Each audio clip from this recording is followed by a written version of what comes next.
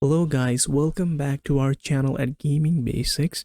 Today in this video, we will see what are the best Valorant agents for the map Heaven.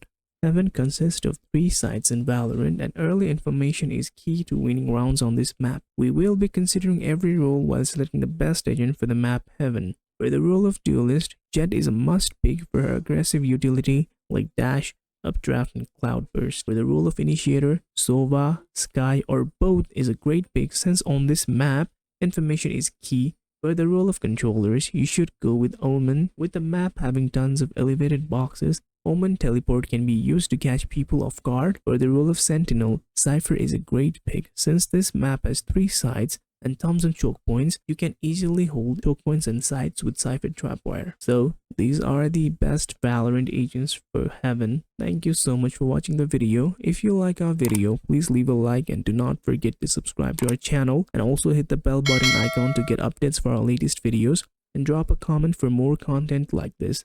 I will see you guys again in our next video. Thank you.